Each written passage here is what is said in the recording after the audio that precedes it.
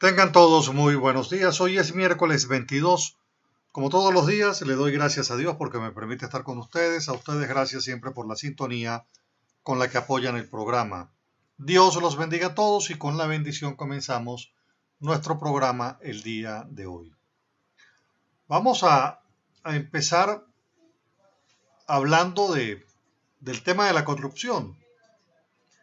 Que si bien es cierto, hemos dicho que en Venezuela la corrupción es sistémica, vale decir, está en toda la estructura del Estado, es una circunstancia que va permeando incluso a la sociedad y hay una información que pone en evidencia el nivel de corrupción que existe en el país cuando son detenidos en Caracas 6 altos directivos de Citgo por corrupción. Estamos hablando del presidente de Citgo y 5 vicepresidentes por presunta corrupción han sido entonces detenidos, han sido aprehendidos, acusados de peculado propio. Quiere decir, están siendo acusados de que usaron recursos, contratos, utilizaron la posición que tenían de presidente y de vicepresidentes para hacer negociaciones a donde se vieran ellos involucrados de forma directa. Estamos hablando de delitos que, de conformidad con el fiscal, ha establecido son también delitos de concierto para delinquir, vale decir, se han puesto de acuerdo los altos funcionarios para cometer estos delitos de peculado propio en detrimento de la nación y en favor personal. Estos son delitos que son severamente castigados en la legislación venezolana. Eso es lo que se denomina el concierto de funcionario público con contratista. Y hay otro delito importante que es legitimación de capitales y asociación. Es precisamente por estas cosas de legitimación de capitales que en Estados Unidos esta empresa ha sido investigada. Esto le demuestra a usted entonces el nivel de corrupción que existe a nivel del gobierno. Si bien es cierto, el fiscal general Tarek William está fijando un criterio frente al problema, nosotros tenemos que decir que está reaccionando 19 años después, cuando ya la empresa petrolera está en quiebra prácticamente. Vale decir, están reaccionando tarde frente al problema. Y esto no tiene excusa de ninguna naturaleza. Fíjense, por ejemplo, aun cuando hay que celebrar, obviamente, que están presos. Ojalá que no salgan libres más tarde. Fíjense que de Brasil nos llega otra información que dice que la Fiscalía brasileña denuncia a miembros de una red que desvió recursos de PDVSA. Entonces ya no estamos hablando de Citgo, filial de PDVSA en Estados Unidos, sino estamos hablando de PDVSA Brasil. Entonces la Fiscalía de Brasil presenta una denuncia penal en contra de 4 personas acusadas de integrar una red de corrupción que desvió cerca de 100 millones de dólares de una subsidiaria de Brasil de la estatal Petróleos de Venezuela. Las 4 personas investigadas por una operación llamada Conexión Venezuela fueron acusadas formalmente de delitos de asociación para delinquir, corrupción en transacción comercial internacional y lavado de dinero. La acusación fue presentada ante el Juzgado Séptimo Federal de Porto Alegre. Entonces, estamos exactamente en el tema de la corrupción, en el tema de cómo el sector petrolero ha estado salpicado por los hechos de corrupción. precisamente cuando la OPEP le está diciendo a Venezuela que tiene que sincerar sus números reales de producción porque la OPEP dice que no tiene los números verdaderos. Aquí se van a encontrar más sorpresas. Aquí se van a encontrar más sorpresas porque cuando la OPEP está diciendo, no, mire, ¿por qué no sinceramos los datos? Esos datos o detrás de esos datos se van a encontrar con absoluta seguridad más hechos de corrupción. Por ejemplo, que se anuncie menos y se produzca más. Eso es perfectamente posible, porque en una administración donde no hay controles de ninguna naturaleza, pues esto es perfectamente posible. Fíjense que le estoy hablando de la empresa filial más importante de PDVSA, que es Citgo, y cae el presidente y 5 vicepresidentes. Y estamos hablando de una filial en Brasil de PDVSA, han caído 4 más. La OPEP le pide a Venezuela que sincere los números de producción, y no le extrañe que aquí se produzca lo que estoy advirtiendo, que entonces Venezuela declare una cantidad y resulta que esa cantidad que se declara es inferior a lo que realmente se está vendiendo en el mercado internacional. ¿Por qué? Bueno, porque nosotros estamos montados en un sistema corrupto que, a pesar de que están ahora tratando de combatirlo, no menos cierto es que están combatiéndolo tardíamente. Alguien dirá, bueno, pero están empezando. Uno diría, perfecto, están empezando después que la empresa quebró. Aquí vale preguntarse ¿cómo está la responsabilidad de ministros del presidente de PDVSA? ¿Cómo está el sistema de control involucrado o no para que esto se permitiera? Vale decir, todo lo que se permitió, alguien lo permitió una directiva, lo permitió una Contraloría interna, una Contraloría externa. Vale decir, aquí no solamente son estos funcionarios.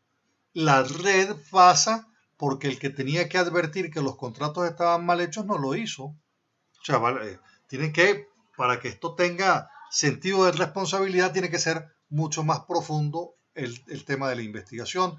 Y vuelvo sobre un comentario que hacía ayer.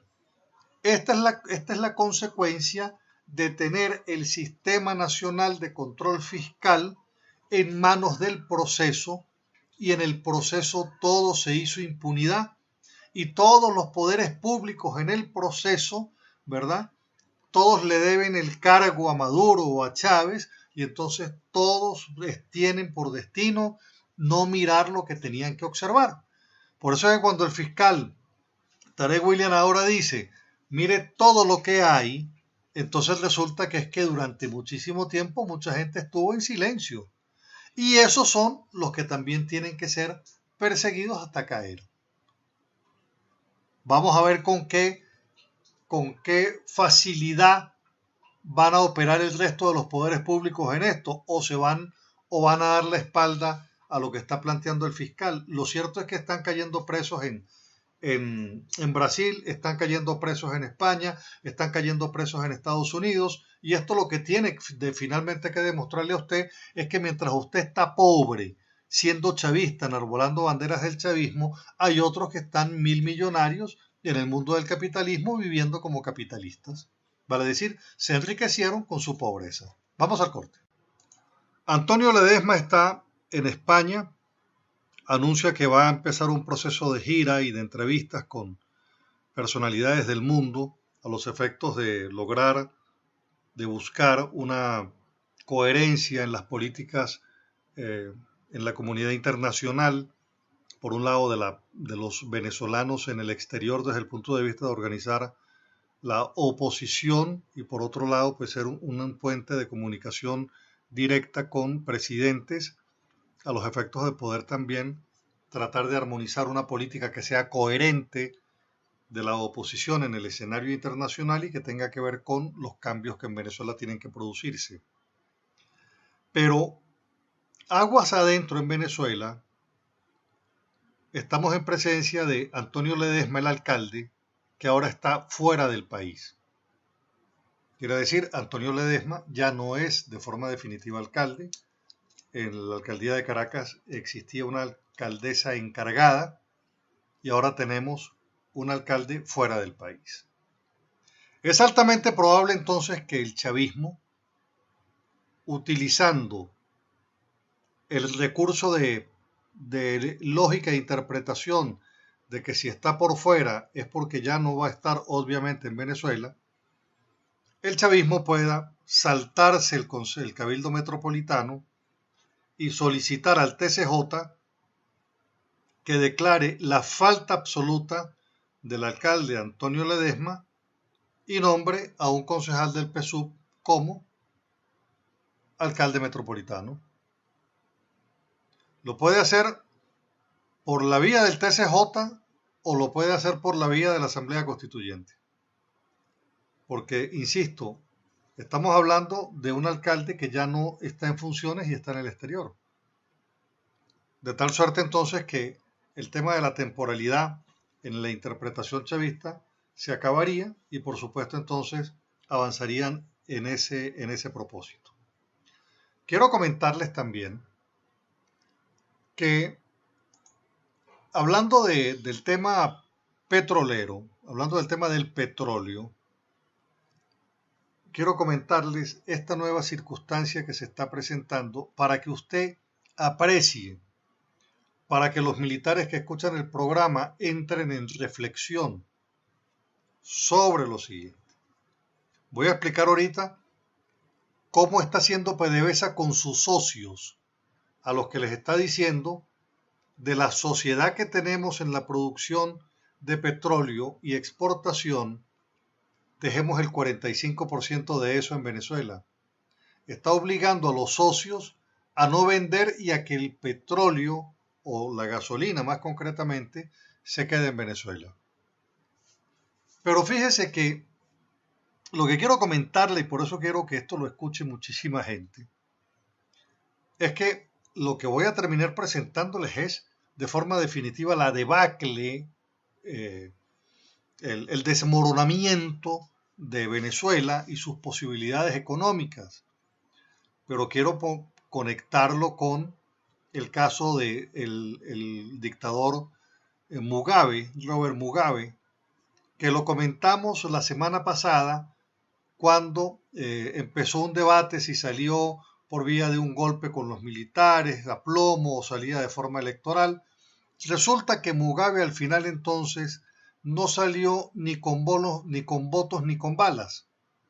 Mugabe salió por renuncia. Renunció Mugabe, el país entró en una felicidad. Falta ver hasta dónde le dura, cómo va a ser el proceso de sustitución. Ese es un planteamiento que hay que volver a replantearse en Venezuela. Esa renuncia también es una salida al tema presidencial, aun cuando el tema de fondo es que hay que cambiar todo el modelo. Todo el modelo hay que cambiarlo. Ahora entonces volvemos al tema de PDVSA y de PDVSA con sus socios, con quién está asociado PDVSA y qué le está exigiendo, qué le está pidiendo. Pues bien, PDVSA está desviando la producción de petróleo de sus empresas mixtas, vale decir, de las empresas privadas que son socias de PDVSA, que es empresa pública, le está diciendo vamos a desviar la producción de petróleo que tiene por destino el exterior simplemente para alimentar las refinerías en Venezuela. Eso se lo ha solicitado a la empresa mixta Petropiar, a Chevron Corp, que le propone que del 100% de la exportación dejen en el país el 45% del petróleo que planeaban exportar para este mes de noviembre sin reembolso inmediato, vale decir, sin pago por ese petróleo que van a dejar en Venezuela. Y le están planteando que dejen el 45% de lo que están produciendo. Estas empresas producen una cosa que se llama crudo mejorado y lo venden, pues por supuesto, a los compradores del mundo. Una razón para que PDVSA haga esta solicitud es para hacer frente precisamente el problema grave del combustible, de donde el Táchira es uno de los estados que sufre más por esta circunstancia, entre otras cosas porque cada vez que abren el paso en Guayanito, el paso de la gasolina, cada vez que lo abren, pues se va la gasolina para Colombia y quedamos los ciudadanos emproblemados en el Táchira. Hay una ecuación directa, cola versus cuando se abre el paso por Guarumito, que de ordinario debe estar cerrado. Usted me entiende cómo es que lo abren. Por cierto, ayer antier leía una nota del Ejército Nacional que decía que habían dinamitado, liquidado 56 pasos a Colombia, lo que llaman caminos verdes, solamente en el municipio de Bolívar. Eso le da una idea de cuánta trocha se está abriendo para pasar a Colombia y pasar cualquier cosa. Volvemos al tema del petróleo, de PDVSA y sus sociedades. Rafael Quirós, quien es un sanantoniense, por cierto, es de aquí, es de San Antonio, economista, experto petrolero, ha dicho que lo que sucede es porque Venezuela tiene capacidad de refinar 1.3 millones de barriles diarios y solamente está refinando el 45%. Y solamente está refinando el 45%. La disyuntiva surge para quien debe tomar la decisión es la siguiente. Si vendo el petróleo para satisfacer el ingreso de divisas o si no lo vendo para satisfacer el mercado interno nacional y cumplir con los compromisos de los venezolanos de tener gasolina. Además de la empresa Mistra Petropiar y Chevron, PDVSA ha tomado este 2017 petróleo para sus refinerías nacionales de Petrocedeño con Total y la Statoil, en el momento en que la Organización de Países Exportadores de Petróleo anuncian en su último corte de producción que Venezuela está por debajo de 2 millones de barriles diarios. Y es lo que les acabo de comentar, solicita a las autoridades de PDVSA que aclare la situación actual de la producción del cartel venezolano. Yo no tengo la menor duda de que aquí va a salir nuevamente corrupción. Lo que quiero entonces dejar claro, y la comprensión en el venezolano, en el chavista, en el militar, cuando nosotros estamos en estas condiciones, cuando le estamos diciendo al socio privado, mire, no exportemos, sino vamos a dejar el 45% de lo que producimos, vamos a dejarlo en Venezuela para poder refinar gasolina para consumo interno y no vendamos en el escenario internacional y nosotros tampoco vamos a cobrar por ese petróleo que estamos mandando para refinar en gasolina, que es parte del otro problema, es porque entonces a esas empresas privadas le está diciendo le voy a tumbar el 45% del negocio. Esa operación que pareciera sencilla, no lo es. ¿Por qué? Porque el socio privado, ¿verdad? El socio privado no tiene una razón distinta a la razón mercantil de producir para vender y tener ganancias. Ahora, esas empresas, con esta operación de dejar el 45% de lo que se produce en Venezuela sin reembolso, pudiera estar colocándolas también en el borde de la quiebra. Estamos en un círculo vicioso tremendamente malo. Y recuerdo entonces que Robert Mugabe, después de 28 años de dictadura, terminó renunciando. Vamos al corte. La canciller colombiana María Ángela Holguín, ha venido hablando del problema que implica ahora el tema de los venezolanos. Y los venezolanos, obviamente, en situación de ayuda, pues la ayuda no es otra cosa que un proceso de desembolso económico por parte del gobierno de Colombia. Pero Colombia tiene el proceso de paz en la reinserción que procuran hacer de no menos de 10.000 guerrilleros, más todo lo que tiene que ver con el manejo colateral, vale decir, son algo así como 60.000 guerrilleros vinculados unos con otros, etcétera. Lo cierto, en el proceso ese de reinserción. Pero los venezolanos en Colombia son algo así como 500.000. Entonces se pasó una encuesta.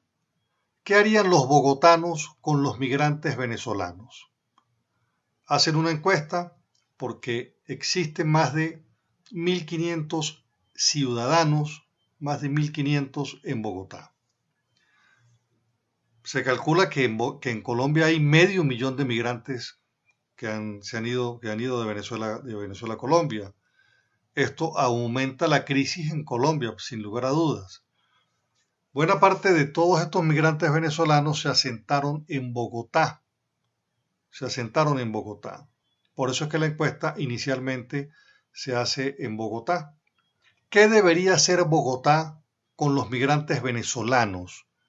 Los ciudadanos responden. Antes de evaluar la encuesta, es importante destacar lo siguiente. El 39% del total de los venezolanos en Colombia, el 39% han solicitado permiso especial de permanencia y lo han hecho en Bogotá, vale decir, del total el 39% está en Bogotá. Ahora sí, ¿qué responde la gente? En Bogotá dicen lo siguiente, un 32% dice que a los venezolanos hay que prestarles servicio de atención, salud y educación. Un 30% de colombianos opina que al venezolano hay que brindarle albergue y alimento. Un 16% de bogotanos dice que a los venezolanos hay que beneficiarlos con la oferta institucional. El 13% de bogotanos prefiere no hacer nada frente al tema venezolano y un 9% que no sabe o no contesta. Eso quiere decir que un 78% de bogotanos se siente solidario hacia los migrantes que vienen de Venezuela. La Cancillería de Colombia, por demás, ha pedido al pueblo colombiano ser generosos con los venezolanos que están en Colombia. Vale decir, los colombianos se saben hermanos de los venezolanos, la hermandad que hemos tenido a lo largo de toda la historia, sin lugar a dudas. Nosotros fuimos una sola nación, fuimos la Gran Colombia, fuimos incluso, estuvimos siendo parte del mismo territorio 300 siglos cuando éramos la España americana, vale decir, cuando éramos parte de la corona española. De tal manera entonces que cuando la canciller está diciendo hay que ser generosos con los venezolanos, obviamente es diciéndole a los venezolanos a los colombianos hay que darle una mano a los venezolanos porque hoy están en una situación de éxodo y el gobierno tiene que recurrir a recursos adicionales para poder atender en programas el caso de los venezolanos. Pero igual están atendiendo el caso de lo que llaman el posconflicto, que tiene que ver con la guerrilla. Esto se lo han planteado también a Red Tillerson, secretario de Estado de los Estados Unidos, porque el problema de Venezuela es un problema ya regional, eso ya creo que todos lo tenemos claro.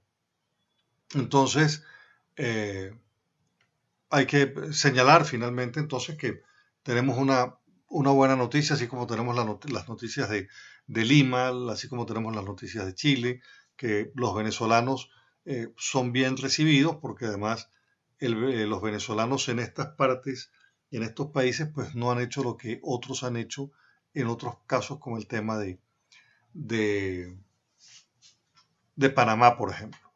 Entonces, en Colombia se sigue viendo el caso de los venezolanos que duermen en plazas, pero también cosas interesantes. los venezolanos en Cúcuta están ofreciendo, por ejemplo, servicios odontológicos. Eso también es interesante, vale decir, también empieza un proceso de creatividad para mantenerse en Colombia. Bueno, llegamos a la parte final del programa, espero les haya gustado. Mi teléfono es el de siempre, 0424-724-4318. Sígueme en Twitter, @Carlos Casanoval. En Facebook, Carlos Casanova. Este programa en YouTube, canal Un Día Más. Me despido con este pensamiento. Exígete mucho a ti mismo y espera poco de los demás. Así te ahorrarás muchos disgustos. Dios los bendiga a todos. Deme usted a mí también su bendición, bendición que siempre espero. Los quiero mucho. Muchísimas gracias.